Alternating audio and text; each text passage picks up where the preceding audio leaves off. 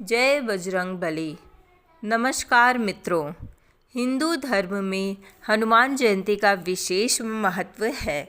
यह दिन बजरंग बली को समर्पित होता है। यह दिन हनुमान जी के जन्मोत्सव के रूप में मनाया जाता है। बजरंग बली को शक्ति, भक्ति और सेवा का प्रतीक माना जाता है। हर साल चैत्र माह की पूर्णिमा तिथि पर हनुमान जन्मोत्सव मनाया जाता है।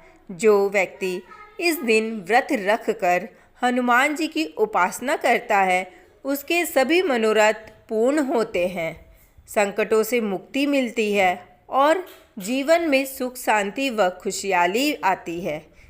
इस वीडियो में हम जानेंगे कि हनुमान जन्मोत्सव कब है, पूजा का शुभ मुहूर्त क्या रहेगा और इस दिन का महत्व और पूजा विधि। सबसे पहले जानते हैं कि पूर्णिमा तिथि कब से प्रारंभ होगी।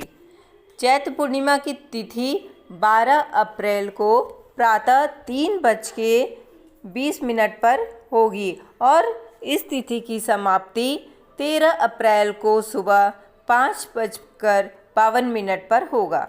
उदया तिथि के अनुसार 12 अप्रैल दिन शनिवार को हनुमान जन्मोत्सव मनाया जाएगा।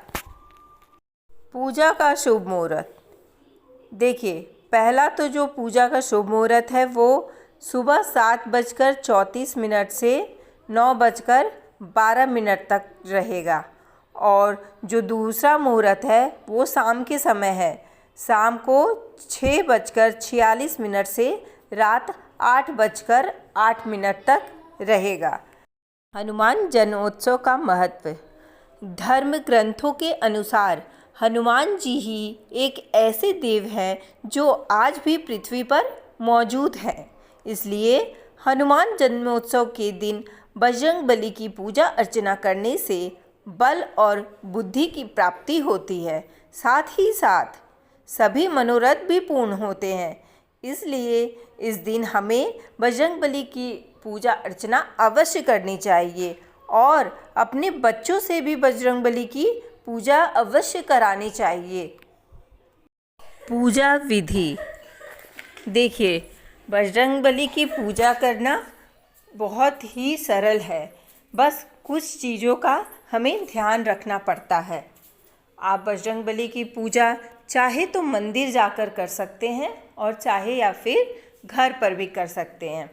स्नान आदि से निवृत्त होकर या फिर मंदिर चले जाइए या फिर घर पर ही चौकी लगाकर बजरंग बली की फ़ोटो स्थापित कर आप पूजा कर सकते हैं।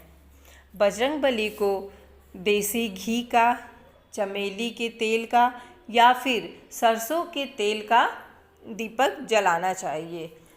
देखिए, जो हनुमान जन्मोत्सव है वो शनिवार के दिन पड़ रहा है, इसलिए आप सरसों के तेल का भी दीपक जला सकते हैं। फिर बजरंग बली को भोग में या तो बूंदी का लड्डू, बेसन का लड्डू या फिर भुना चना और गुड़ का भोग लगा सकते हैं। बजरंग बली को केले का भोग अवश्य लगाएं। बजरंग बली को गुलाब के फूलों की माला और तुलसी पत्र अवश्य समर्पित करना चाहिए।